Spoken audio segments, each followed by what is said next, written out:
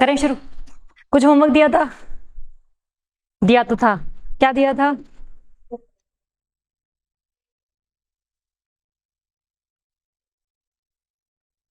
Azerbaijan की boundaries.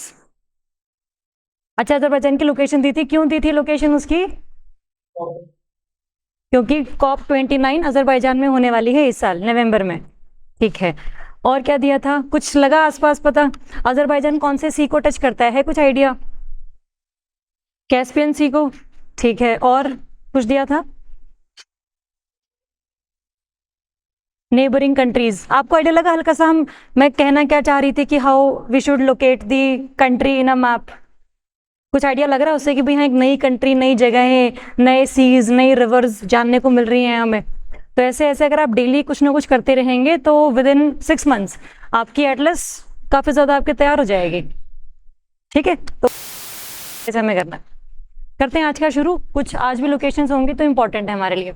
India and China, यह news में है बहुत ज्यादा। इंडिया एंड चाइना, अपने को पता है इंडिया चाइना के 3 बॉर्डर्स हैं, 3 बॉर्डर्स। एक है इसका क्या, वेस्टर्न सेक्टर, जो लगता है अपने जम्मू कश्मीर को। उसके बाद है इसका मिडल सेक्टर, जो लगता है ये हिमाचल, उत्तराखंड, सिक्किम वाला एरिया। और अरुणाचल में लगता है आपका ईस्टर्न सेक्टर।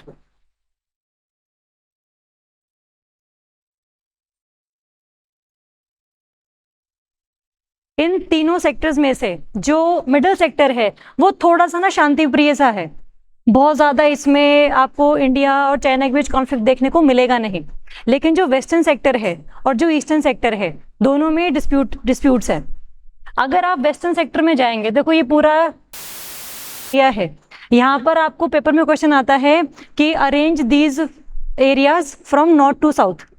ठीक है, सबसे पहला है आपका ये दौलत बेग ओल्डी, फिर है आपका Depsang plains, third is the Galwan valley and fourth is your hot spring.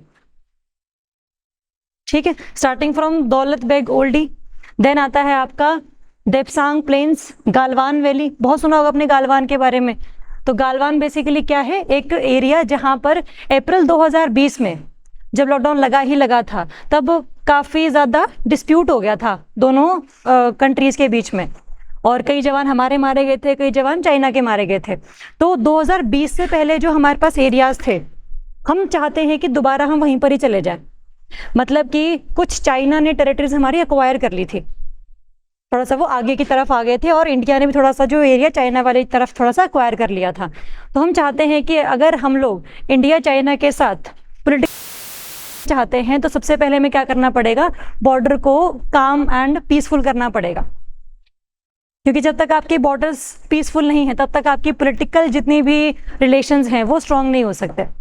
तो पहली बात तो लोकेशन पता होनी चाहिए हमें इन चारों चीज़ों की। अब न्यूज़ में इसलिए है कि बहुत सारे एरियाज जो हैं, जो अक्वायर कर लिए गए थे चाइना, और इंडिया ने चाइना के थोड़ा सा आगे तक चले गए थे, वो दोबारा से हम pre-2020 स्टैंड लेने वाले हैं, है ना। कई लोगों का ऐसा मानना है कि कुछ एरिया ऐसा होगा जो इंडिया ने इस टाइम पे थोड़ा सा लिया हुआ है, वो भी इंडिया को छोड़ना पड़ेगा। But again if we want to have more negotiations in a very peaceful manner, तो हमें ये सब करना पड़ेगा। बिकॉज सिर्फ बॉर्डर ही नहीं है, बल्कि इकोनॉमी, पॉलिटी, जियो पॉलिटिकल रिलेशनशिप हमारे इसके ऊपर डिपेंडेंट है। ठीक है, तो आपका काम क्या है, आपने LAC देखना है। देखो LAC का बेसिकली क्या है, इसमें 3 चीजें हैं। ये आपका पूरा जम्मू एंड कश्मीर है, ये है आपका LOC, लाइन ऑफ कंट्रोल, जो पाकिस्तान को अलग करता है इंडिया से, और ये है आपका LAC, line of actual control, जो इंडिया को चाइना से अलग करता है। LAC भी डिस्प्यूटेड है क्योंकि ये जो सारा एरिया है हमारा, इसे हम कहते हैं अक्साई चिन। ये हमसे ले लिया गया था 1962 में, जब इंडिया चाइना का वॉर हुआ था। तो एरिया हमसे बिलोंग करता है, लेकिन हम लोग इसको अभी अक्वायर नहीं कर पा रहे हैं। इसके साथ ही इसमें एक लेक है पेंगोंग सो, आपने मार्क भी करनी है। जम्मू कश्मीर वाले एरिया में एक है पेंगोंग सो। पेंगोंग सो है जिसका जो 70% एरिया है वो तो है चाइना में, और जो 30% एरिया है वो है आपका इंडिया में। ठीक है, 30% इंडिया में है, 70% आपका चाइना में है। मतलब ऐसे से कुछ है, ये ले रही पूरी लेक, ये रहा आपका ये रहा आपका चाइना। ठीक है, इंडिया और चाइना की दिक्कत इस टाइम पे पेंगोंग त्सो पे ये है कि यार ये ना ऐसे डिवाइडेड है फिंगर्स में, finger 1, finger 2, finger 3, finger 4, finger 8 total करके हैं। जैसे एक माउंटेन, एक area finger 1, second mountain second finger, third mountain third finger. तो ऐसे बॉर्डर एरिया जैसे फिंगर्स में इन लोगों ने मार्क किए हुए हैं। हम कहते हैं कि जो हमारा LAC है वो जाता है फिंगर 8 तक। अगर फिंगर 8 तक जाएगा तो ये एरिया हमारा होगा। ये लोग कहते हैं कि भी नहीं, फिंगर 4 तक ही आपका एरिया है, तो ये यहां तक ही रहता है। तो जो फिंगर 4 और 8 तक के बीच का एरिया है वो है आपका disputed between India and China. ठीक है, आपको पता लगे फिंगर्स हम किस तरीके से बात कर रहे हैं। माउंटेन के ऐसे रेंजेस हैं सारी के सारे, आपको लगेगा बिल्कुल पता। जो उसकी वैली वाला एरिया है वहां से निकल कर एक लाइन निकाली हुई है, उसको हम लोगों ने फिंगर किया हुआ है। ये सारी चीजें वेस्टर्न सेक्टर में बहुत ज्यादा इस टाइम पे खराब हो रखी हैं। दूसरी चीज, अरुणाचल में एक एरिया है तवांग एरिया। तवांग एरिया है जहां पर चाइना कहता है कि हमारा कल्चर है, हमारे ही लोग रहते हैं और हमारा ही जो है लैंग्वेज बेस भी वो वहीं पर ही है।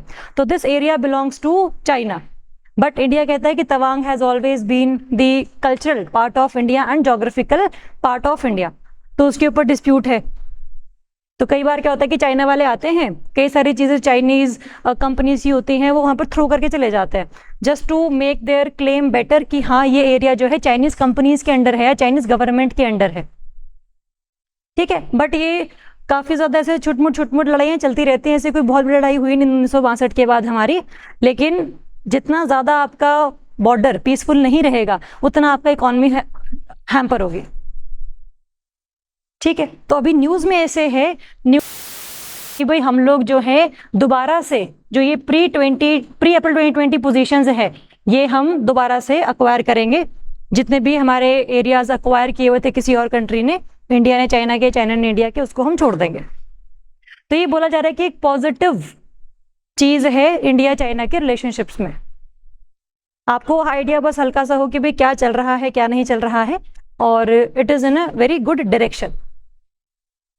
ठीक, चलो देखो ये रहा पेंगोंग त्सो, लिखा हुआ है प्रॉपर ऐसे पेंगोंग त्सो। आधा इंडिया में है आधा चाइना में है। देमचौक एरिया भी है, ये आप लोगों ने नाम पहली बार सुने होंगे, तो पेपर में आते हैं क्वेश्चन। LAC के बिल्कुल साथ लगते हुए एरियाज हैं ये।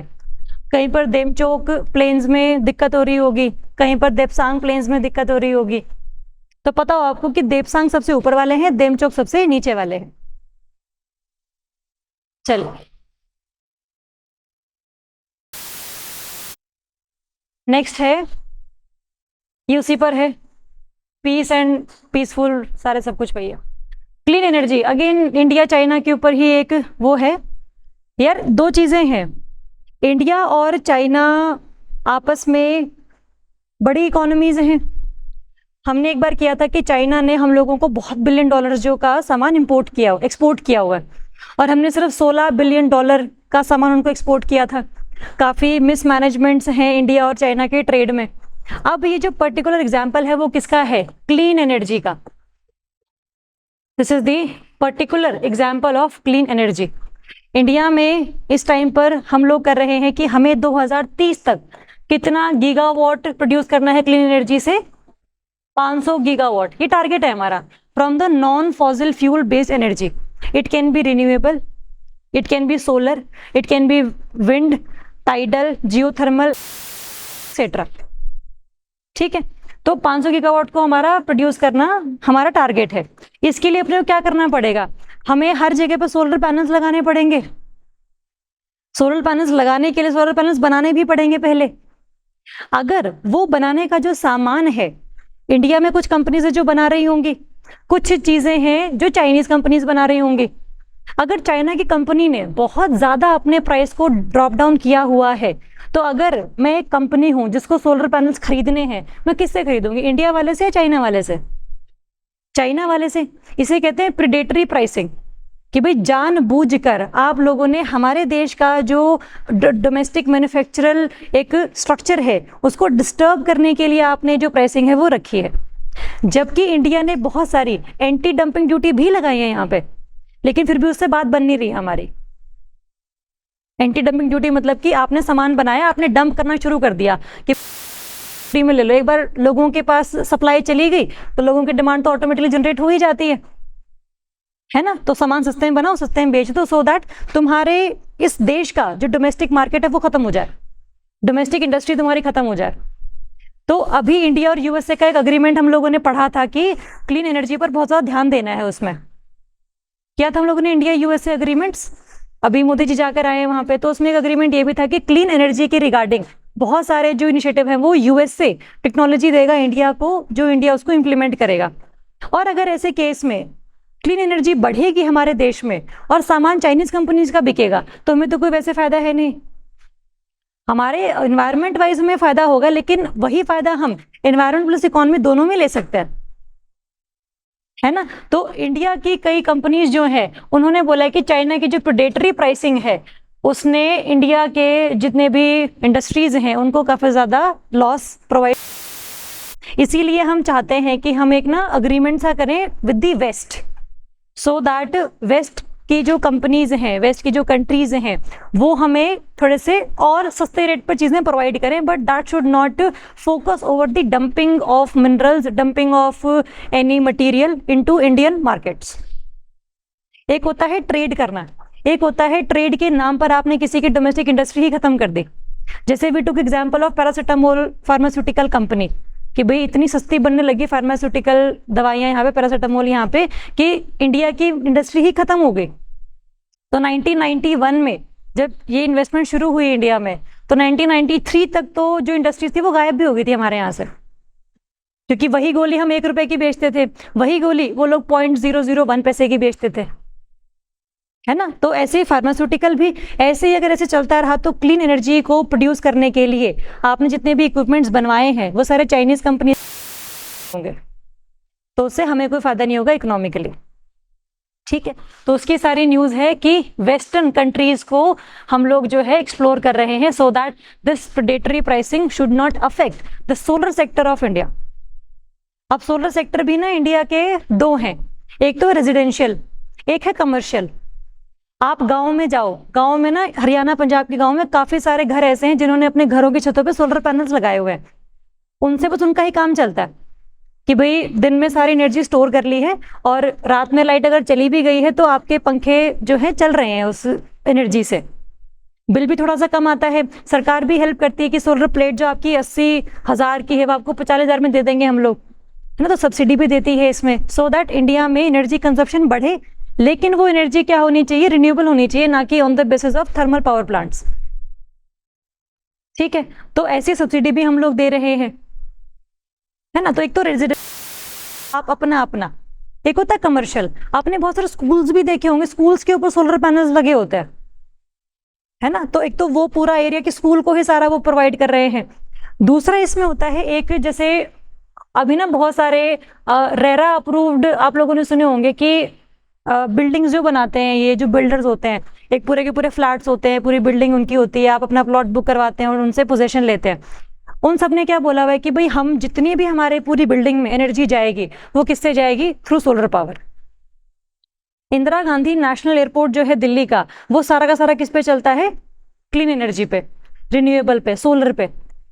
इसको बोलते हैं कमर्शियल, ठीक है। अगर मान लो कि जितना आपने एनर्जी प्रोड्यूस करी उसका आपको इतनी जरूरत भी नहीं है कि आपने प्रोड्यूस कर ली 100 मेगावाट, आपको रिक्वायरमेंट थी 80 मेगावाट की, कल दोबारा सूरज आ जाएगा, कल दोबारा बना लेना। जो 20 मेगावाट जो आपने बना ली उसका आप क्या करोगे, उसको में सप्लाई कर सकते हैं, उसको आप ग्रिड में सप्लाई कर सकते हैं। इस कॉन्सेप्ट को हम क्या कहते हैं, नेट मीटरिंग। इसे हम कहते हैं नेट मीटरिंग, जिसमें जो आपकी एक्स्ट्रा एनर्जी है वो 20 मेगावाट वाली, वो आपने क्या करी, ट्रांसफॉर्मर्स के थ्रू ग्रिड में छोड़ दी। अब कोई ना कोई तो उसको कंज्यूम करेगा, एनर्जी है वो, तो वो उसका बिल भी पे करेगा। तो वो बिल का जो अमाउंट है वो किसको जाएगा, आपको जाएगा। कुछ जाएगा डिस्कॉम्स को जो डिस्ट्रीब्यूट कर रहे हैं एनर्जी को, इलेक्ट्रिसिटी को, कुछ जाएगा आपको। तो इससे क्या होगा ना कि आपका बिजली का बिल भी नहीं आ रहा है, दूसरा आपको पैसे और आ रहे हैं, because you are fulfilling the demands of other population of electricity. Paper में क्वेश्चन पहले भी आया हुआ है that what is this concept of net metering. इसका मतलब है एक्स्ट्रा एनर्जी जो आपने क्लीन एनर्जी से बनाई है उसको आपने ग्रिड में सप्लाई कर देना। तो एक मीटर लगे होते हैं, कितना आपने कंज्यूम किया, कितना आपने ग्रिड में छोड़ दिया, तो हो जाती है। तो नेट मतलब the rest of the amount. ठीक है, तो ये सारी चीजें हैं इसमें कि हम वेस्ट पे जा रहे हैं। दूसरा, इंडिया में चलती है PLI स्कीम, सुनी होगा आप लोगों ने, हमने बहुत बार डिस्कस की हुई है, प्रोडक्शन लिंक्ड इंसेंटिव। अभी कितने सेक्टर्स हैं जो इस स्कीम में हम लोगों ने एनरोल किए हुए हैं? पेपर में क्वेश्चन आएगा ये वाला, पेपर में क्वेश्चन आएगा कौन कौन से सेक्टर लिखे हुए हैं, बताओ जरा कि जो PLI स्कीम के अंडर कवर्ड है। टोटल 14 सेक्टर्स हैं, वही ध्यान रखेंगे।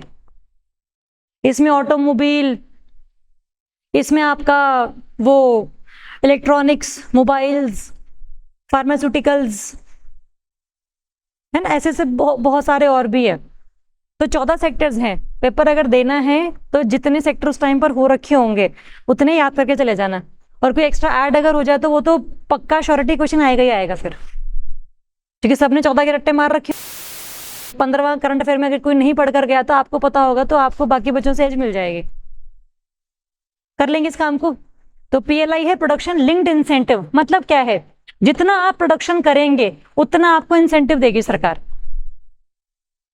अगर आप प्रोडक्शन ज्यादा करेंगे, मान लीजिए मेरी कार बनाने की कंपनी है, मैं इस टाइम पे एक साल में बनाती हूँ 1000 गाड़ियां, ठीक है, लोग खरीदते हैं। मेरे को अपनी जो कंपनी है वो एक्सपांड करनी है कि 1000 नहीं बल्कि कितनी, 1500 गाड़ियां बनाऊं मैं। अगर 1500 गाड़ियां मुझे बनानी होंगी तो मुझे एक अलग से ऑफिस भी लेना पड़ेगा, अलग से फैक्ट्री भी लेनी पड़ेगी, मुझे और लोगों को काम पे भी रखना पड़ेगा। तो लोगों को मैंने काम पे रखा, उनको सैलरीज दी, उनके हाथ में पैसा आया, उन्होंने गाड़ियां खरीदने के लिए वो पैसा लगाया, मतलब इकोनॉमी का एक साइकिल चला पड़ा कि सब ही अमीर हैं, बेसिकली सब गाड़ियां अफोर्ड कर सकते हैं। तो जितना ज्यादा आप प्रोडक्शन करेंगे उतना ज्यादा जो है सरकार आपको इंसेंटिव देगी। क्यों? लोगों की डिमांड सेटिस्फाई करी, और दूसरा लोगों को जॉब अपॉर्चुनिटीज आपने दी। ठीक है, तो इकोनॉमी का साइकिल चलाने के लिए you will be given the incentives for that. तो this scheme is called production linked incentive. तो इस स्कीम के तहत हमने बहुत सारी जो कंपनीज थी उनको ये वाला बनाया था कि तुम सोलर पैनल्स की ना, सोलर जो ये प्लेट्स होती है वो बना दो। तो अब उनको नुकसान पहुंच रहा है क्योंकि चाइना ने काफी सस्ते प्राइसेस पर हमें वो बेचनी शुरू कर दिया। ठीक है, एक तो ये चीज। दूसरा इसमें एक इंपॉर्टेंट है, हाँ, MNRE, जितना भी सारा एरिया होगा उसमें जितने भी रूल्स वगैरह बनाए जाएंगे वो बनाएगी MNRE, ministry of new and renewable energy. ठीक है, इसका क्या है कि इन्होंने एक रूल निकाला था, approved list of models and manufacturers on April 1। इसी साल के अप्रैल में इन्होंने एक ऑर्डर निकाला जिसमें इन्होंने क्या बोला कि यार आप लोग ना, इंडिया जो है चाइना से इंपोर्ट कर सकती थी पहले, बट इस ऑर्डर के तहत क्या बोला कि it prohibits domestic solar projects from using imported modules. कि मैंने प्लेट्स बनानी थी, उसके लिए जर्मेनियम चाहिए था मुझे, तो जर्मेनियम कहाँ से आएगा? चाइना से नहीं आएगा। कहाँ से आएगा? कहीं और से ले लो, कोई दिक्कत नहीं, बट चाइना से नहीं आएगा। तो मैंने कंपनीज को भी मना कर दिया कि तुम्हें बहुत सस्ते रेट पे मिल रही है लेकिन खरीदो मत प्लीज उसे। तो प्लीज कहने से माने नहीं वो लोग, तो ऑर्डर पास करना पड़ा कि यार थोड़ा सा देखो और इंडिया के नेशनल इंटरेस्ट के आधार पर सोचो कि आपने क्या इंडिया का डोमेस्टिक इंडस्ट्री जो है सोलर पैनल्स में वो खत्म कर देनी है कि नहीं कर देनी है। ठीक है, तो now it has become rule. ठीक है, एक तो ये चीज। क्यों?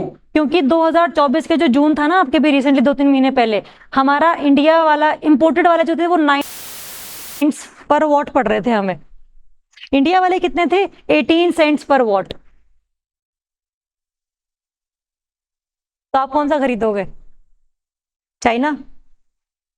बट अगर आपने बैन ही लगा दिया तो फिर आपके पास कोई ऑप्शन नहीं बचता। ठीक है, चलिए नेक्स्ट बात हम करेंगे इसी में। अभी हम चाह रहे हैं कि जो सोलर सेल्स के लिए भी हम बना दें, जैसे ना अलग अलग, जैसे सोलर प्लेट्स लगाने में एक मॉड्यूल्स लगते हैं, सोलर सेल्स लगते हैं, तो मॉड्यूल्स पे तो हमने लागू कर दिया है ये डिसीजन, जो सोलर सेल्स हैं उन पर हम सोच रहे हैं कि 2026 के शुरुआत में ही लगा दें रिस्ट्रिक्शन, सो दैट लोग वो भी इंपोर्ट ना करें चाइना से। लेकिन अगर ये ऑर्डर पहले ही पास हो जाता है तो आप लोगों ने थोड़ा सा देख लेना साथ साथ, ठीक है। अगर होगा तो न्यूज़पेपर में करवा ही देंगे वैसे तो, बट आपको पता हो कि बैकग्राउंड क्या चल रहा है इस चीज़ का। हमने पहले भी डिस्कस किया हुआ है कि यार चाइना हमेशा WTO में क्या चाहता है, इट्स डेवलपिंग कैरेक्टर, क्योंकि डेवलपिंग वालों को क्या रिसेशंस होती हैं, कंसेशंस होती हैं सॉरी, कि तुम लोग ना मतलब अपने देश के मार्केट में किसी और को एंटर करने से हल्का सा रोक सकते हो, लेकिन अपने प्रोडक्ट्स आप इजीली बेच सकते हो, तो इंपोर्ट हल्का सा मुश्किल कर सकते हो, एक्सपोर्ट बढ़ा सकते हो, ये कंसेशंस वगैरह मिल जाती हैं। डेवलप्ड के केस में ऐसा नहीं होता, क्योंकि दुनिया को पता है डेवलप्ड कंट्री के पास पैसा तो है, टेक्नोलॉजी भी है, तो वो ना एक झटके में सारी कंपनीज, सारी कंट्रीज को ओवरटेक कर सकते हैं, तो उनका एक्सपोर्ट भी हल्का सा मुश्किल होता है और इंपोर्ट भी थोड़ा सा इजी किया जाता है कि भाई डेवलपिंग कंट्री ने बेचना तो है ही ना कहीं, तो डेवलप्ड वालों को भी वो बेच सकते हैं। कुछ कंसेशंस डेवलपिंग को होती हैं, डेवलप्ड को नहीं होते। और चाइना एक बार डेवलप्ड बन गया, और क्योंकि चाइना की जो इकॉनमी है वो कैसी है, एक्सपोर्ट बेस्ड, एक्सपोर्ट अगर चाइना का रुक गया तो चाइना बर्बाद है, और अगर वो तो इंपोर्ट थोड़ा सा इजी हो जाएगा उसके लिए, एक्सपोर्ट मुश्किल हो जाएगा, कंसेशंस जो उसको मिलती हैं वो उसको मिलेंगी नहीं। That is why every country wants to retain its status of developed in WTO। Not everybody is like Japan. Japan पहले डेवलपिंग था, फिर थोड़ा सा डेवलप्ड हुआ and it changed its character into developed nation, ठीक है। बट चाइना ऐसा नहीं कर रहा because its economy is export based. चलो नेक्स्ट बात करेंगे, इसी में है ये वाला इंडिया US का अग्रीमेंट, mineral security finance network, MSFN, mineral security finance network. इससे पहले ना एक था आपका MSP, मिनरल सिक्योरिटी पार्टनरशिप, इससे पहले था मिनरल सिक्योरिटी पार्टनरशिप।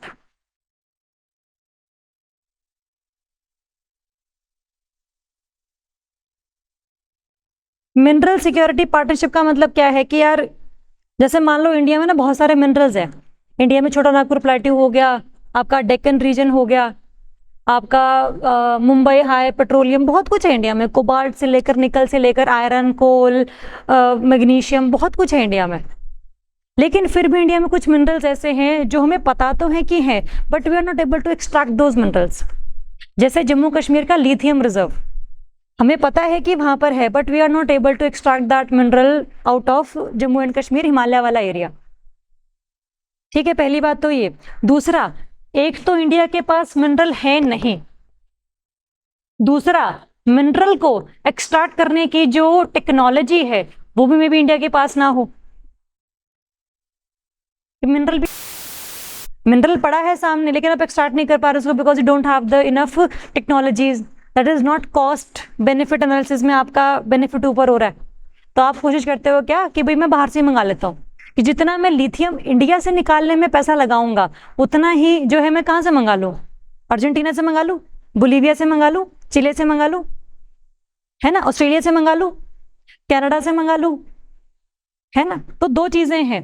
अब अगर जैसे कोविड का लॉकडाउन लगा, कोविड लॉकडाउन में इंडिया और चाइना का ट्रेड हल्का सा रुक गया, चाइना ने मना कर दिया कि भाई I am not giving you all the minerals, और ना ही उसने हमें दवाइयां बनाने के लिए जो कंपोनेंट्स चाहिए थे वो प्रोवाइड किए। जैसे दवाइयां जो बनती है ना, दो चीजें होती हैं उनमें, एक होता है उसका एक्सीपिएंट और एक होता है इसका API, एक्टिव फार्मास्यूटिकल इंग्रेडिएंट। एक दवाई में दो चीजें होती हैं, जैसे कफ सिरप, तो कफ सिरप में प्रॉपर एक चीज होगी जो आपकी खांसी ठीक करेगी, लेकिन एक्सीपिएंट होता है जो API को अपना काम करने के लिए और ज्यादा प्रमोट करता है, ठीक है, कि उसके साइड इफेक्ट्स हल्के से रुक जाते हैं या फिर वो ज्यादा दवाई जो है वो आपको पॉजिटिव इफेक्ट देती है। तो लॉकडाउन के टाइम पर चाइना ने मना कर दिया कि हम तुम्हें API नहीं देंगे, तो हमारे यहाँ पे दवाइयां नहीं बनी। तो क्या अगर चाइना आगे भविष्य में ऐसा कुछ करता है कि भाई लिथियम तुम मेरे से लेते रहो सस्ते रेट्स पे, कोई दिक्कत नहीं है, अब नहीं मैं तुम्हें देता, तो इंडिया के पास कोई और ऑप्शन है? ऑप्शन है इंडिया के पास, लेकिन ऐसी नौबत ही ना आए, क्योंकि एक बार जब अग्रीमेंट खत्म हो जाते हैं तब थोड़ा सा 1-2 महीने के लिए ट्रेड ट्रैक पे नहीं आ पाता। अब हमने बांग्लादेश के साथ बहुत सारे वो किए हुए थे अग्रीमेंट, अब गवर्नमेंट चेंज हो गई तो हमें वो मिनरल्स मिल नहीं रहे हैं, हमें वो जूट की जो रिक्वायरमेंट थी वो मिल नहीं रही है, हमें जो कॉटन हम लोगों ने उनको टेंडर्स दिए मिल नहीं रहे हैं अभी। मतलब 1-2 महीने के लिए भी ट्रेड का मतलब है नुकसान हो जाना कंपनीज को, है ना। तो हम चाहते हैं कि हमारा जो अग्रीमेंट है वो ऐसा हो कि यूएस से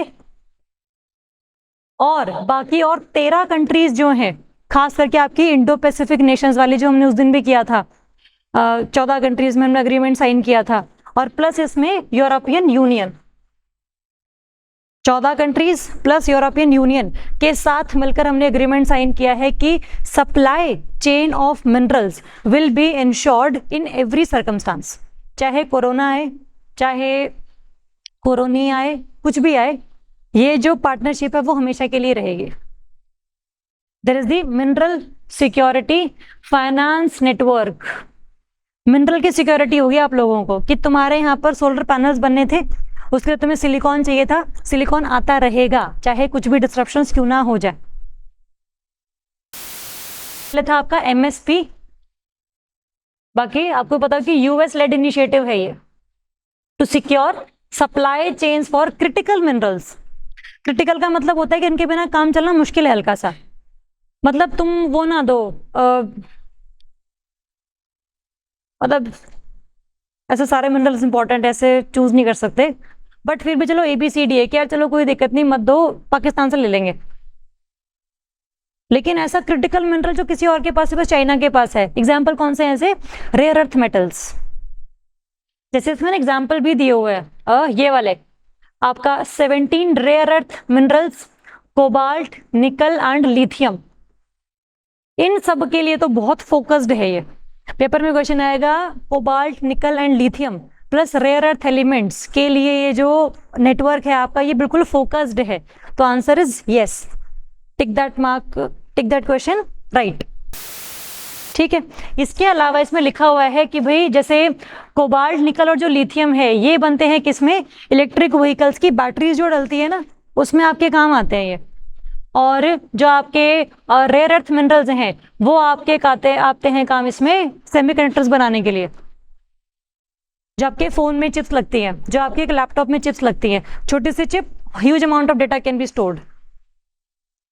तो मेजर फोकस किसके ऊपर है? Cobalt, nickel, lithium plus rare earth minerals. Rare earth का मतलब होता है कि वो प्रेजेंट तो हैं लेकिन उनको एक्सट्रैक्ट करना बड़ा मुश्किल है, क्योंकि इतनी बड़ी रॉक है, 10 किलोग्राम की रॉक है, उसमें 0.1 ग्राम जो है वो सेमीकंडक्टर बनाने के लिए सिलिकॉन मिल जाएगा आपको उसमें से। क्या करें उसका? इतने तो पैसे खर्च हो जाएंगे, इतने सिलिकॉन नहीं निकलेगा उसमें से, है ना। लेकिन चाइना ने टेक्नोलॉजी अपना रखी है, China has the technology to extract the rare earth minerals. तो चाइना पूरे वर्ल्ड का 90% जो रेयर अर्थ मिनरल्स में ट्रेड है वो अकोमोडेट करता है। तो एक तरह से पूरी दुनिया ही किसके ऊपर डिपेंडेंट है? चाइना के ऊपर डिपेंडेंट है। और चाइना ने ये प्रोहिबिशन लगाया हुआ है कि इस टेक्नोलॉजी को हम किसी भी कंट्री को नहीं देंगे। No country can use the extraction of rare earth minerals as China can have. तो आपको बस क्या करना पड़ेगा? उनसे इंपोर्ट ही करना पड़ेगा ना, टेक्नोलॉजी ले सकते हैं आप उनसे, बना बनाए दे देंगे आपको, बट वो महंगा बहुत होगा। और क्योंकि मोनोपोली है, जितना प्राइस वो बोलेगा आपको मानना पड़ेगा, कि क्योंकि फोन तो बनाने ही, अब दुनिया को फोन तो चाहिए हैं। आईफोन ही कंपनी ने वहीं से खरीदनी सारी चीजें, तो लोग खरीदेंगे तो है ही फोन सारे के सारे। तो चाइना इस मामले में खेल गया थोड़ा सा। लेकिन इसको रोकने के लिए जो डेवलप्ड नेशंस हैं उनका अग्रीमेंट अगर इंडिया के साथ होता है कि भाई कोई बात नहीं, आज चाइना के पास वो टेक्नोलॉजी है, कोई बात नहीं, कल को यूएसए के पास, कल को वो जर्मनी के पास भी होगी। तो ऑलरेडी हमारे पास वो एक अग्रीमेंट है कि अगर मैं यहाँ पर मिनरल्स को एक्सट्रैक्ट करता हूँ तो तुम तक भी वो पहुंच जाएगा, चिंता मत करना। ठीक है, that is the objective of mineral security finance network. जब भी मेंस के क्वेश्चन में इंडिया यूएस एंगेजमेंट्स पर कोई भी चीज लिखनी हो तो इन अग्रीमेंट्स का जिक्र जरूर जरूर करना है। ये MSFN जो वर्ड है ना, ये बहुत इंपॉर्टेंट है पूरे उसमें। और आपको आइडिया लगे क्या चल रहा है क्या नहीं, क्या एक बेसिक है सभी चीजों का, तो उसका बस ध्यान रखना थोड़ा सा, बाकी तो ठीक है। चलो नेक्स्ट है 2 years ऑफ प्रोजेक्ट चीता।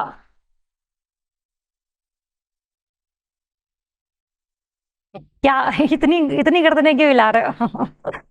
कितने लाए थे चीता हम लोग?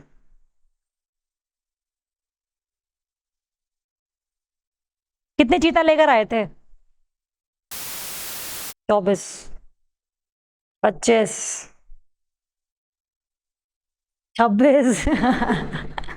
पीछे जाना था, आगे नहीं जाना। अभी 24 है, लाए कितने थे? 14। 20 लाए थे भाई, 8 और 12 दो दो ट्रांच में आया था ना, तो 20 लेकर आए थे। कहां से लाए थे? नामाबिया क्या होता है भैया? नामीबिया एंड साउथ अफ्रीका दोनों कंट्रीज है। लाए कहां पर थे? Kuno Palpur national park. जो एक्स्ट्रा और लेकर आने की सोच रहे हैं, 6 के राउंड और लेकर आएंगे, कहां पर लेकर आएंगे उन्हें? Gandhi Sagar wild life sanctuary. किस स्टेट में है? मध्य प्रदेश। तो ये चीजों को 2 साल हो गए हैं, अभी लेकर आए थे यार हम, अभी लेकर आए थे, 2 साल उस बात को बीत भी चुके हैं। ऐसे टाइम फ्लाइज। लेकिन क्वेश्चन अब ये है कि क्या ये प्रोजेक्ट सक्सेसफुल रहा या नहीं रहा।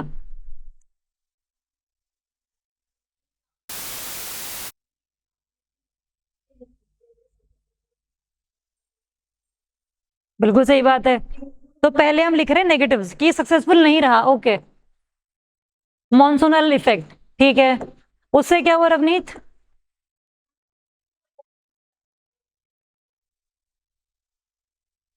बारिश होती थी, क्या अडेप्ट करना उसमें? भीगना ही तो है।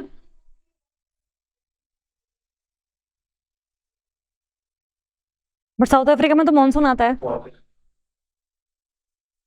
साउथ अफ्रीका में मानसून आता है, गल्फ टाइप ऑफ क्लाइमेट है वहां पे।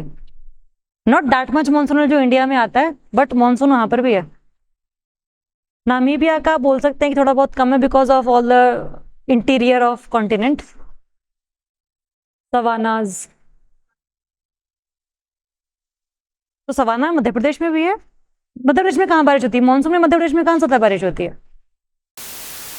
इस बार हो रही है, तो ये तो मर तो पहले चुके हैं ना। हाँ, आपकी बात बिल्कुल सही कि मानसून का इम्पैक्ट है, और आपकी बात भी सही है कि कॉलर्स की वजह से, दोनों को ज्वाइन कर रही हूँ मैं, कि मानसून की वजह से जो उनको वो रेडियो कॉलर्स हम लोगों ने पहनाए हुए थे कि तुम कहाँ जा रहे हो, तुम किसके साथ जा रहे हो, हमें पता लगता रहे, उससे उनके यहाँ पर इन्फेक्शन हो गया। इन्फेक्शन हो गया जिसको हम रोक नहीं पाए। तो पहले ही वो वल्नरेबल थे, ऊपर से इन्फेक्शन और आ गया, तो देयर वर चांसेस कि उनकी इम्यूनिटी कम होने की वजह से उनकी डेथ हो गई। But not all cheetahs were dead because of this infection, but a reason in number 1 है, ठीक है। और सक्सेसफुल नहीं हो पाए कि हम जान रहे हैं कारण इस टाइम पे। होम सिक, अब बिना पैदा हुए, वहीं पैदा हुए उनके बच्चे, तो वो भी मर गए।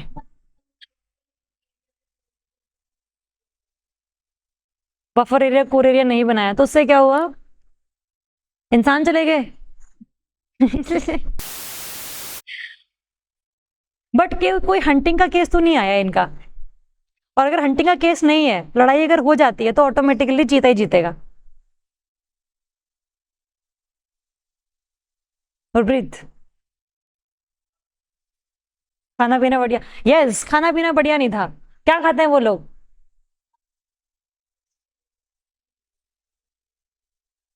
लेपर्ड्स नहीं मिले उनको?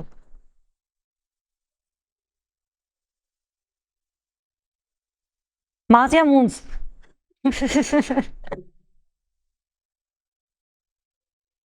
पहली बात तो ये कि उनको हंटिंग करनी सिखाई नहीं।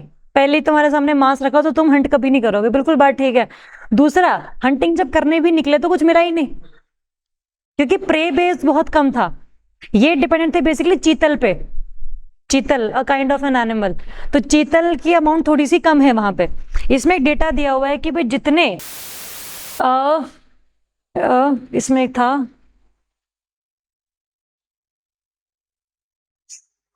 ये रहा, ये रहा, 6700।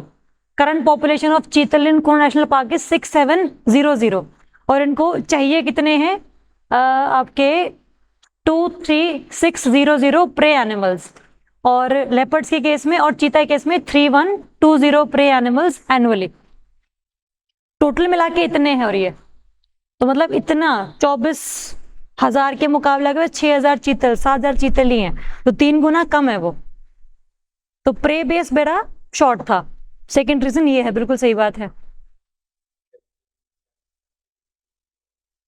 हाँ बिल्कुल सही बात है। कैप्टिविटी में वही कि आपके सामने मीट रखी दिया है तो आप उसको ही खाएंगे, और कैप्टिविटी में जब आप रहते हैं ना तो you don't learn how to hunt आप टू द अदर एलिमेंट्स, और साथ में कोई और भी आपका हंट करके ले जा रहा है। मतलब आप शिकार करने के लिए निकले थे लेकिन कोई आपका ही शिकार कर गया, क्योंकि आपको तो आता नहीं, because you are new to this jungle. But जो यहाँ पर पैदा हुए उनको तो पता ना कौन कैसे मारना है। तो प्रे बेस भी कम था, दूसरा कैप्टिविटी में काफी ज्यादा टाइम रखा गया, और काफी ज्यादा इनका एरिया जो है ना बहुत ऐसे सबज्यूम सा कर दिया गया कि यार बहुत कम एरिया में ही घूम पा रहे हैं ये लोग।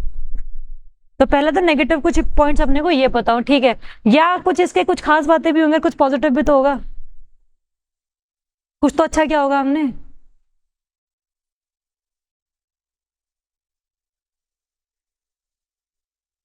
क्या बढ़ा पाए?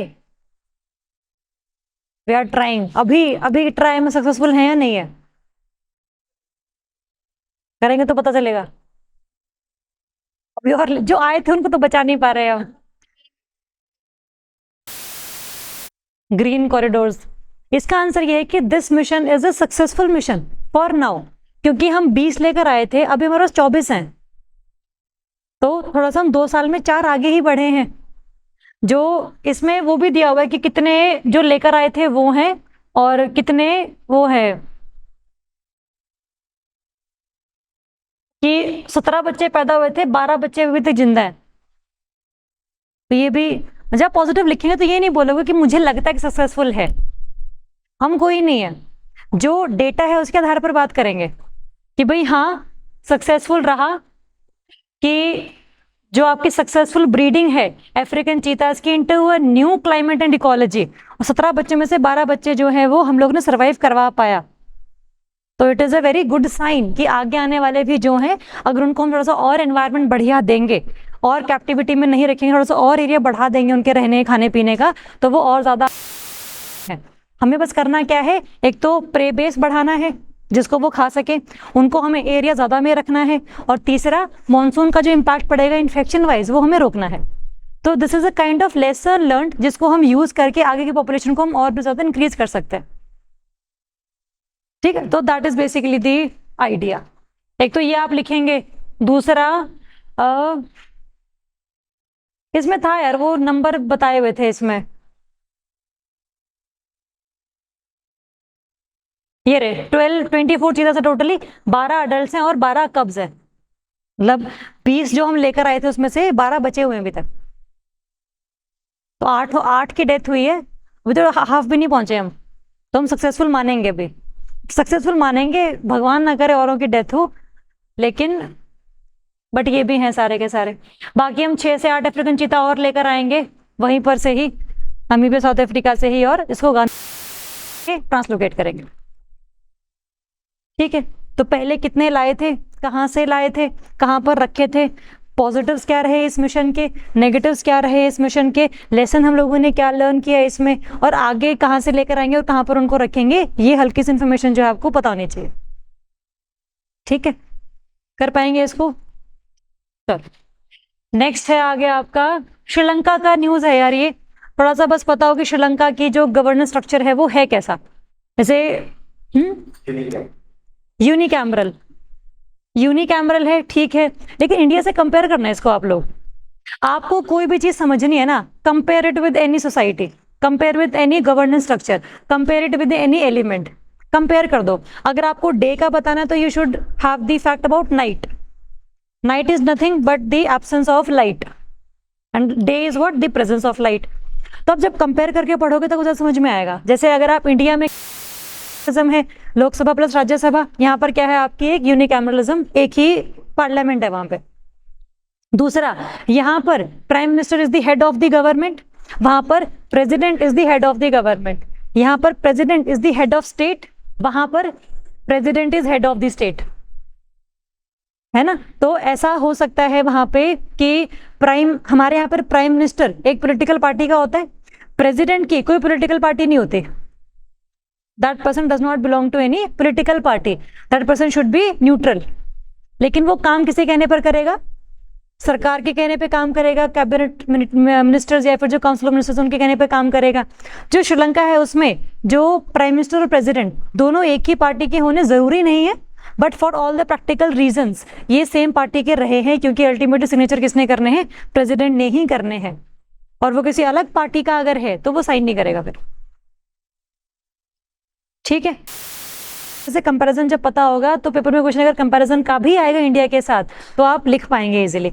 इनके यहाँ पर कितने हैं, 225 मेंबर पार्लियामेंट है, 5 साल के लिए चुने जाते हैं, इलेक्ट होते हैं। प्रेसिडेंट के कितना होता है इनका टाइम पीरियड, 6 ईयर्स। हमारे यहाँ पे कितना होता है, 5 ईयर्स, है ना। तो दोनों का कंपैरिजन हो गया हमारा। दूसरा, अगर वहां पर प्रेसिडेंट के प्राइम मिनिस्टर की प्रेसिडेंट की अगर मान लो खत्म हो जाता है या डेथ हो जाती है या कुछ भी हो जाता है तो प्रेसिडेंट कौन बनता है, पीएम ही बनता है, ठीक है। हमारे यहाँ पर अगर प्रेसिडेंट की डेथ हो जाती है तो कौन उसकी सीट करता है, वाइस प्रेसिडेंट। अगर वाइस प्रेसिडेंट भी एब्सेंट हो तो चीफ जस्टिस ऑफ इंडिया, अगर वो भी एब्सेंट हो तो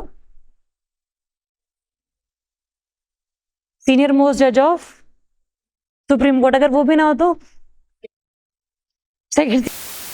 क्यों रहे हो, जब मेन इंपॉर्टेंट लोग नहीं तुम्हारे पास ठीक है। अब क्वेश्चन ये है कि न्यूज में क्यों है ये, न्यूज में इसलिए क्योंकि प्रेसिडेंट ने कर दी है पार्लियामेंट डिसॉल्व। इलेक्शन होने थे अगस्त 2025 में, लेकिन पहले डिसॉल्व कर दी है, अब इलेक्शन होंगे नवंबर में, तो पीएम के इलेक्शन काफी सारे होने वाले हैं। तो president has the power to dissolve the assembly, to dissolve the parliament. India में क्या ऐसा है, president has the power to dissolve the assembly. तो डिसोल्यूशन कौन करता है लोकसभा की, अरे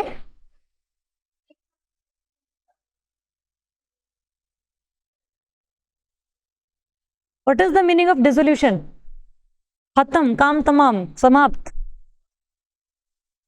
बिल पास करना, president on the recommendation of PM. सही खेल रहे हो दोनों आंसर दे दिए बट ऑन द रिकमेंडेशन ना। यार हमारे लोकसभा का टेन्योर पूरा होता है, दूसरी लोकसभा आती है, बस एक काम चलाओ डिसोल्यूशन होता है कि डिसॉल्व दी असेंबली। कौन करता है वो, प्रेसिडेंट। एडजर्न कौन करता है, स्पीकर। एडजर्न साइन डाई कौन करता है कि पता नहीं कब मिलेंगे, जाओ लेकिन निकलो, स्पीकर। प्रोरोग कौन करता है कि भी सेशन खत्म हो गया, प्रेसिडेंट। तो अगर सेशन खत्म होने का डिसीजन प्रेसिडेंट लेगा तो डिसोल्यूशन का डिसीजन भी कौन लेगा, प्रेसिडेंट, है ना। तो वहां पर भी उसके पास पावर है, यहाँ पर भी उसके पास पावर है। इसका मतलब डिसोल्यूशन का मतलब होता है आपकी लोकसभा खत्म हो गई, अब नए इलेक्शन होंगे, नए एमपी चूज होकर आएंगे और वो जो है अपना पीएम चुनेंगे और अल्टीमेटली सरकार बनेगी आपकी, मेजोरिटी या गठबंधन, वट एवर द वेज, ठीक है। तो आपको ये नहीं जानना है कि श्रीलंका ने असेंबली डिसॉल्व कर दी है, आपको जानना है कि how to compare the constitutional mandates of India and Sri Lanka because it is neighbourhood policy. कर पाएंगे, ठीक है। Clause 6 of Assam accord important है बहुत ज्यादा। आसाम, पहली बात तो आसाम की लोकेशन, आसाम कौन कौन से स्टेट्स को टच करता है, अरुणाचल सिक्किम बोल के नहीं बोलते मिजोरम, नागालैंड, म्यांमार हमारा नहीं भाई मैं त्रिपुरा, त्रिपुरा नहीं करता। एटलस कहाँ है तुम्हारी, भिंडी लेकर आए भाई साहब, कतई ढीठ किस्म के बच्चे हो। एटलस कहाँ है घर पे, यस। होमवर्क लिखो, स्टेट टचिंग आसाम। सिंपल ध्यान रखो यार कि आसाम हर स्टेट से टच होता है नॉर्थ ईस्ट के, तो याद करने की जरूरत ही इतना बड़ा है आसाम, पूरे ब्रह्मपुत्र प्लेन्स उसमें समा जाते हैं। तो अरुणाचल क्या, मेघालय क्या, मिजोरम क्या, नागालैंड क्या, त्रिपुरा क्या, सब जो है आसाम को टच करते हैं। सिक्किम करता है टच ना, वो वेस्ट बंगाल के साथ आ जाता है, दार्जिलिंग वाला एरिया। ठीक है, तो पहली बात तो लोकेशन। दूसरा क्वेश्चन है कि आसाम अकॉर्ड है क्या। देखो यार, आसाम में ना 1971 में जब बांग्लादेश का वॉर ऑफ इंडिपेंडेंस हुआ था तो बहुत सारे लोग माइग्रेट किए थे। तो सबका सबसे पहले क्या था डेस्टिनेशन पहुंचने का, आसाम, कि इंडिया पहुंच जाए किसी एक तरीके से। पहली बात तो वॉर ऑफ इंडिपेंडेंस के जैसे निकले लोग वहां से। दूसरा, वहां पर ना काप्ताई डैम बन रहा था, काप्ताई डैम था। जब वो बना डैम बहुत बड़ा, जितने भी आसपास के लोग रहते थे उसमें सबको डिस्प्लेस होना पड़ा। तो डिस्प्लेस होने के जैसे कहाँ जाना था उन लोगों ने, इंडिया की तरफ जाना था। तो इंडिया में वेस्ट बंगाल में आए, आसाम में चले गए। तो ये दो रीजंस बने बहुत ज्यादा, किसके लिए, आपके के लिए। तो अब अगर आपके स्टेट में बहुत सारे लोग ऐसे हैं जो बांग्लादेश से आ रहे हैं और जो बांग्ला भाषा बोलते हैं, और कम्युनिटी भी कैसी है, मुस्लिम कम्युनिटी है, तो अल्टीमेटली आपके आसाम में जितना भी कल्चरल वैल्यू है वो तो थोड़ा सा थ्रेटेंड होगा, है ना। आपको अगर इस क्लास में हम अभी 15 निगरो बच्चे बैठा दे, तो क्या आपके इंस्टीट्यूट का पूरा कल्चर चेंज हो जाएगा। तुम भी ऐसे फिर सिगरेट लेके घूम रहे होगे हाथ में, तुम भी ऐसे कूल बनने की कोशिश कर रहे होगे। या फिर ऑन दी अदर हैंड आपके यहाँ पर हम 15-20 बच्चे ऐसे बैठाते हैं जो बहुत वो है सोफिस्टिकेटेड, तुम्हें बात करने में लगेगा यार बात करें या नहीं करें, हम तो ऐसे घटिया ही बोलते हैं जैसा बोलते हैं, इनको देखो कितना अच्छा बोलते हैं। कल्चरल थ्रेट होगा कि यार हमारा कल्चर कहाँ है, हम चाय पीते हैं, लोग तो कॉफी पी रहे हैं। तो देयर में भी थ्रेटनिंग ऑफ कल्चर। जब पूरे स्टेट की बात आती है फिर होते हैं प्रोटेस्ट कि भाई नहीं आएंगे। और क्योंकि पहली बार चलो कल्चरल रीजन हो गए, कल्चर को भी हम संभाल लें, लेकिन आपके वो जॉब्स खा जाएंगे। अभी आपके 10 जॉब्स अवेलेबल हैं और लोग हो आप 15, तो 10 जॉब्स के लिए 15 का कंपटीशन है। उनके आने के बाद 30 लोग हो गए, तो आपकी प्रोबेबिलिटी क्या होगी, हाफ हो गई, तो आपको भी जॉब ना मिले। तो कल्चर गया, जॉब्स गई। पॉलिटिकल रिप्रेजेंटेशन में अगर उनको वोटिंग राइट्स भी दे दिए गए, क्योंकि वो रह जाएंगे 6-11 साल, तो उनको वोटिंग राइट्स भी मिल जाएंगे, because they will be available to, they will be eligible to become citizen. तो वोटिंग में भी उनका हाथ हो गया, है ना। तो अल्टीमेटली पॉलिटिकल, इकोनॉमिकल, सोशल सभी थ्रेट अगर हो जाएंगे तो फिर मुश्किल आ जाती है। इसीलिए 1985 में राजीव गांधी गवर्नमेंट और आसू, आसाम फुल फॉर्म है कोई इसकी, स्टूडेंट यूनियन है कुछ, पहले क्या है, ऑल आसाम, अच्छा simple, all Assam student union, उनके साथ जो है 85 में ये अकॉर्ड साइन हुआ था कि भाई जितने भी रिकमेंडेशंस थी कि ऐसा ऐसा कर देंगे, वैसा वैसा कर देंगे, इंडिजिनस पीपल को और ज्यादा हक दे देंगे। तो ये अकॉर्ड साइन हुआ, लेकिन बहुत ज्यादा जो है इस पर इम्प्लीमेंटेशन हुआ नहीं। तो 2020 में एक 2000 इसकी 14 के आसपास एक कमेटी बिठाई गई थी, जिसमें क्या नाम था कमेटी का, this Biplab Sarma committee, clause 6 of Assam accord. इस पर क्या रिकमेंडेशन होनी चाहिए। क्लॉज 6 क्या है, इंपॉर्टेंट है, लिखते जाएंगे। Clause 6, indigenous tribals, other indigenous communities,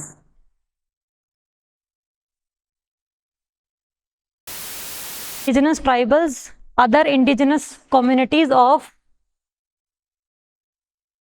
Assam state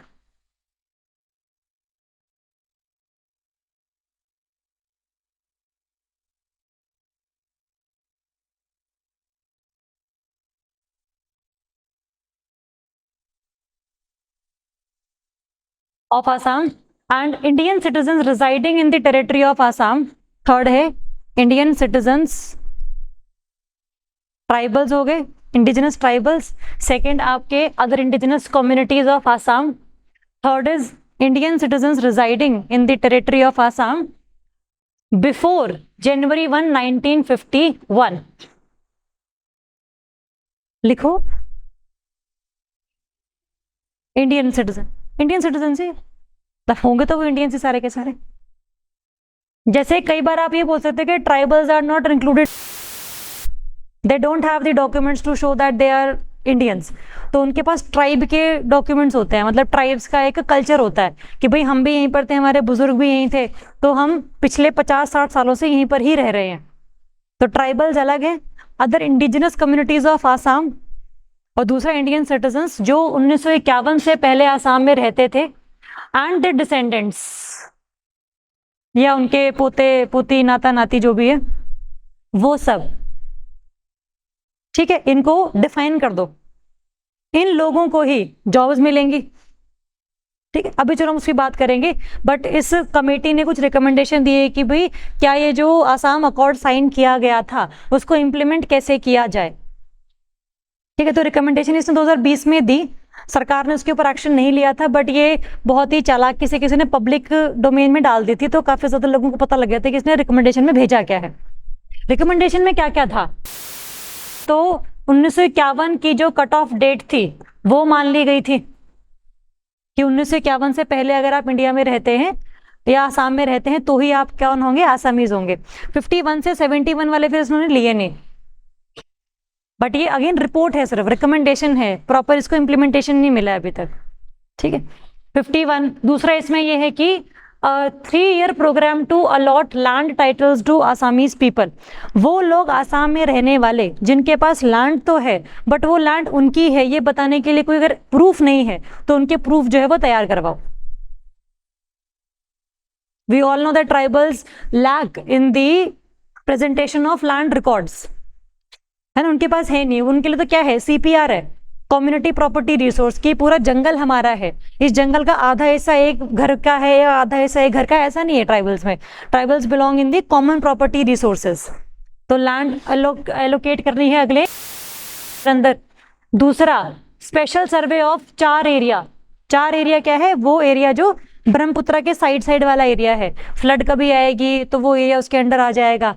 तो रिवराइन एरिया जैसे मजूली वगैरह सारे आ गए, मजूली आइलैंड है उसमें, तो एक तो ये। दूसरा, and for newly created charge to be treated as government land, कि सरकार की ही जमीन है वो, क्योंकि जब नदी का फ्लो तेज होगा तो वो थोड़ी सी बढ़ जाएगी, तो आप वहां पर घर नहीं बना सकते। This is not about your, मतलब दिस इज नॉट अबाउट कि रिवर का फ्लो कम है या तेज है, it is about the security of people. सरकार खुद नहीं चाहती है कि भाई तुम्हारी डेथ हो, बिकॉज फ्लड तो हर साल आनी ही है। हम तो क्या है, हम सस्ती जगह जहां पर मिलेंगे वहां घर बनाना शुरू कर देते हैं कि देखी जाएगी जो होगा, और जब होगी तब देखी नहीं जाएगी। तो इसीलिए सरकार पहले ही बोलती है कि भाई यहाँ पर घर नहीं बनाना, तो वो एरिया पहले से ही हम एलोकेट कर लें, ऊपर के किनारे वाला है, और जो नए एरियाज है वो भी हम थोड़ा सा मार्क कर लें, उसको क्या डिक्लेयर कर दे, गवर्नमेंट की लैंड डिक्लेयर कर दें, और जितने भी आसपास में एरिया लोग रहते हैं उनको हटा के कहीं और हम रिप्लेस कर दें या रिहेबिलिटेट कर दें किसी और एरिया में, ये भी हम करें। दूसरा है आपका language, Assamese will be the official language of Assam. सारी पढ़ाई किसमें करवाई जाएगी, आसामीज लैंग्वेज में, क्योंकि आपकी लैंग्वेज एक बार गई ना, कल्चर जाने में टाइम नहीं लगता। अगर आप जैसे मान लो आप पंजाब से बिलोंग करते हो, पंजाबी आप नहीं बोलते हो, तो धीरे धीरे आप भी नहीं बोल रहे हैं, आपके बच्चे भी नहीं बोलेंगे, उनके बच्चे भी नहीं बोलेंगे, फिर तो धीरे धीरे पंजाब तो चला गया आप में से। जो गालियां आपने खाई हैं उनको कैसे सुनाओगे फिर है ना। तो language should be the main cultural domain. तो लैंग्वेज कैसी होगी ऑफिशियल, असमीज, और जितने भी आसपास के एरियाज हैं उनकी जो लोकल लैंग्वेजेस है वो जैसे बराक वाला एरिया है यहाँ पे, बराक वैली वाला, तो जितनी भी लोकल लैंग्वेजेस हैं उनको भी यहाँ पर इंप्लीमेंट करवाया जाएगा। दूसरा कि जितने भी सरकार नोटिफिकेशन निकालेगी असमीज लैंग्वेज में भी निकालेगी। जैसे आपके यहाँ पर रिजल्ट आता है हिंदी इंग्लिश पंजाबी तीनों में आता है, तो सिर्फ इंग्लिश में नहीं आएगा तो आसामीज में भी आएगा। कोई कोर्ट ने ऑर्डर किया है तो उसके लिए अलग आपकी जुरिसडिक्शन चलेगी, बट अभी सरकार की बात कर रहे हैं सिर्फ, कि सरकार ने बोला है कि भाई कोई घर से बाहर नहीं निकलेगा अपने, तो वो आसामीज लैंग्वेज में कम से कम लोगों तक पहुंचनी चाहिए। सेम वो सर पंजाब में पंजाबी में भी आती है, इंग्लिश में भी आती है, कई बार तो पंजाबी में ही आती, इंग्लिश में आती भी नहीं है। इतना ज्यादा लैंग्विस्टिक मतलब लिंग्विस्टिक शॉविनिज्म है कि भाई पंजाबी इज सुपीरियर, तो लैंग्वेज को प्रमोट करना है अपने को, ये भी करेंगे। दूसरा आपका कंपलसरी होगी आसामीज 8th और क्लास 10th तक, चाहे वो सीबीएसई बोर्ड हो, हमें नहीं फर्क पड़ता, Assamese language will be compulsory. जैसे हमारे हरियाणा में क्या है कि 10th तक हिंदी करनी ही करनी है, जरूरी नहीं है ऐसा, आप पंजाबी ले सकते हो, आप संस्कृत ले सकते हो, पंजाब में पंजाबी ले लो या संस्कृत ले लो या कोई और भाषा ले लो, कंपलसरी नहीं है। कंपलसरी अगर होती तो थोड़ा हमारे स्किल बढ़ रखी होती इस टाइम पे। 2 लैंग्वेज आ रही होती है यार, अभी संस्कृत बस वही आता है पढ़ती पढ़ते पठामी, और कुछ नहीं आता ढंग का, तो पंजाबी भी आ रही होती है उस टाइम पे, तो एक स्किल बेस भी बढ़ता है। तो ये करेंगे, कंपलसरी कर देंगे इन्हें। बाकी जो सतराज हैं ये इंपॉर्टेंट है, आर्ट एंड कल्चर में पढ़ेंगे आप। सतराज, सतराज है आपकी न्यू वैष्णवाइट मोनेस्ट्रीज। जो आपका आसाम का एरिया है ना, यहां पर है वैष्णविज्म, एक नया टाइप ऑफ कल्चर है ये। सत्रिया का कौन सा है, क्लासिकल डांस है वो, आसाम का Sattriya is a classical dance, जो इन्हीं का ही है, नियो वैष्णवाइट्स एसमीज, विष्णु भगवान वाले। अलग से एक सेक्ट है, हिंदुइज्म का ही है लेकिन अलग से एक सेक्ट है, तो इसको भी आगे प्रमोट करेंगे, मतलब कल्चर वगैरह सब करेंगे। इसमें और भी सारी चीजें हैं भाई कि रिजर्वेशन, ये है रिकमेंडेशन जो एक्सेप्ट की गई है। लैंग्वेज का करेंगे, ठीक है। कुछ रिकमेंडेशन ऐसी हैं सरकार की जो रिपोर्ट में उन्होंने मना कर दी थी कि इतना भी जरूरी नहीं है, जिसमें है आपका इकोनॉमिक वाला बेस, जिसमें आप बात करेंगे कि 80 से 100% रिजर्वेशन रहेगा आसाम की सीट्स का इन पार्लियामेंट, कि भाई आसाम के लोग ही जो हैं वो अल्टीमेटली आसामीज पीपल जो हैं वही जो है अपने रिप्रेजेंटेटिव्स को भेजेंगे। कोई और इंडिजिनस नहीं है अगर, तो वो पॉलिटिकल पार्टीज का हिस्सा नहीं बन सकता। सेम गोज फॉर कि भाई 70 से 1000% रिजर्वेशन किसमें है, वैकेंसीज में, चाहे वो सरकारी वैकेंसी हो चाहे सरकार ने किसी कंपनी से टाइप कर रखा हो, सभी में कौन काम करेगा, जो इंडिजिनस आसामीज है। ये अभी तक इस पे बात नहीं की गई है, अभी रिकमेंडेशन को एक्सेप्ट नहीं किया गया। लेकिन आपको पता हो कि आसाम अकॉर्ड में जो क्लॉज 6 है, जिसमें definition of indigenous tribals, other indigenous communities of Assam, and third is Indian citizen who belong to Assam before January 1, 1951 or their descendants। ये 3 लोगों की डेफिनेशन क्लियर हो, इन 3 लोगों के क्या हक हैं ये प्रॉपरली चार्ट आउट किया जाए, ठीक है। अब क्योंकि अपने को पता है कि आसाम आता है किसमें, 6 शेड्यूल में। 6 शेड्यूल में और कौन कौन से स्टेट्स आते हैं,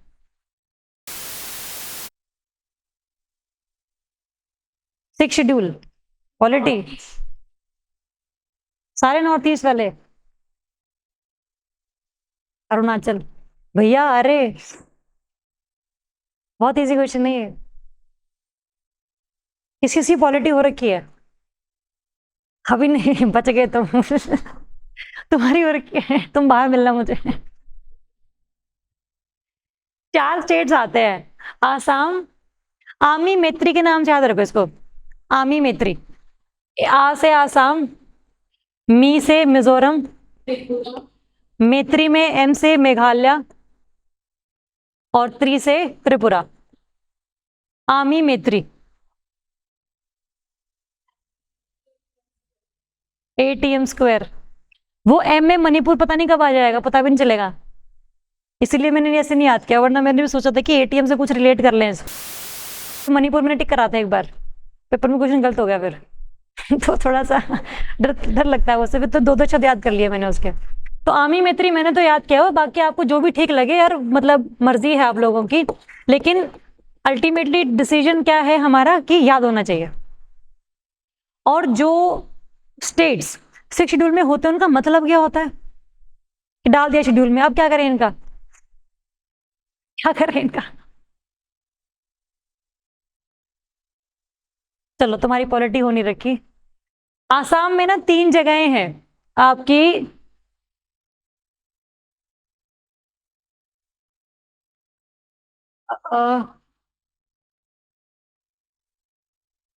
कहीं दिखेगा ये, देखना जरा, ये रहा बोडोलैंड टेरिटोरियल काउंसिल। जो भी स्टेट होगा आपका इसमें 6 शेड्यूल में, वहां पर होती है एडीसीज, ऑटोनमस डिस्ट्रिक्ट काउंसिल्स, कि भाई ये ना एरिया है ऐसा जो कि थोड़ा सा ना ऐसे ट्राइबल्स हैं यहाँ पे जो बहुत पिछड़े हुए हैं, जिनको कल्चरल छेड़ भी आप बिल्कुल नहीं सकते। मतलब कि आप ये वाला काम करना शुरू कर दो, यहाँ से हट के वहां चले जाओ, ऐसा नहीं बोल सकते आप उनको। अगर आपने कोई सेंटर का लॉ या स्टेट का लॉ इन लोगों के ऊपर इंप्लीमेंट करना है तो पहले किसे परमिशन लेनी पड़ेगी? इन ऑटोनोमस डिस्ट्रिक्ट काउंसिल से, क्योंकि ये इन लोगों की ग्राउंड रियलिटी को जानते हैं।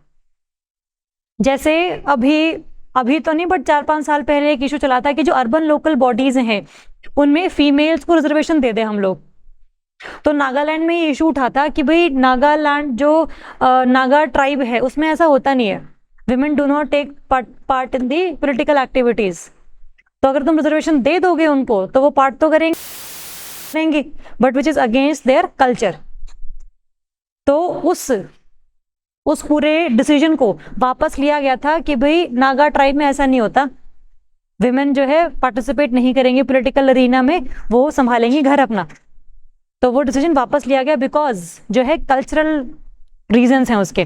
तो वैसे ही अगर 6 शेड्यूल के एरियाज में कुछ एरिया जैसे बोडोलैंड टेरिटोरियल काउंसिल है, नॉर्थ काचर हिल्स ऑटोनोमस काउंसिल है and Karbi Anglong autonomous council, ये 3 एरियाज हैं आसाम में। पेपर में क्वेश्चन आएगा कि ये जो एरिया है वो कौन से एरिया का ऑटोनोमस डिस्ट्रिक्ट काउंसिल है, तो पता हो आपको कि नॉर्थ काचर, बोडोलैंड और कार्बी एंगलोंग आसाम में पड़ते हैं। ठीक है, गैरो वाला आएगा तो मेघालय का है, खासी वाला आएगा तो वो भी मेघालय का है। तो मतलब पता हो आपको कि क्या है ये ऑटोनोमस डिस्ट्रिक्ट काउंसिल्स, कैसे बनती हैं, क्या होता है, सब पॉलिटी में करेंगे। बट ये रूल अगर इंप्लीमेंट करना है इन लोगों के ऊपर, चाहे स्टेट का चाहे सेंटर का, इन लोगों की कंसेंट लगेगी। ठीक है, क्योंकि ये किसमें है? 6 शेड्यूल वाले एरिया में है। देखो autonomous tribal councils, ATC sorry, autonomous tribal councils, certain legislative and judicial autonomy, जो रूल वगैरह है वो भी जो सारा का सारा यही लोग बताते हैं कि भाई करना कैसे है, क्या चीजों का। हाँ जी बिल्कुल, मतलब ये ऑटोनोमस काउंसिल्स, जिनको काउंसिल्स ही बोलते हैं सीधा, टेरिटोरियल और ट्राइबल और डिस्ट्रिक्ट उसी में सबमर्ज वगैरह हो जाता है। ठीक है, तो इन पर इंप्लीमेंट करने के लिए पहले हल्का सा पूछना पड़ेगा, तो ये भी अभी रिकमेंडेशन में क्लियर नहीं है कि भाई क्या करेंगे इनके साथ। बट आपको पता हो कि आसाम अकॉर्ड क्या है, 85 का राजीव गांधी गवर्नमेंट का पैक्ट है with the AASU, because of the cultural differences, social differences and the economical differences, because of Bangladesh war of independence and the migration for the migration after the formation of Kaptai dam in Bangladesh. तो ये reason है, एक committee बिठाई गई जिसने कुछ recommendation दी कि भाई ऐसे ऐसे कर सकते हैं to preserve the culture of Assam. कुछ जो चीज़ें हैं रिकमेंडेशन अभी लेफ्ट आउट की गई कि माननी है कि नहीं माननी है अकॉर्ड में से। अभी अल्टीमेट डिसीजन तब आएगा जब सरकार इसको इम्प्लीमेंट कर देगी। जब तक इम्प्लीमेंट नहीं कर रही है तब तक आप इतना ही बस ध्यान में रखें। ठीक, चलो इतना ही इंपॉर्टेंट है इसमें आज के लिए। 2-3 आर्टिकल्स थे इंपॉर्टेंट जो आपके साथ में शेयर कर दूंगी, मतलब पुराने वालों में से ही कुछ ना कुछ ऐसे जो हम लोगों ने किया था USA वाला ही, उसमें बस शो शेयर कर देंगे आपके साथ। हाँ जी।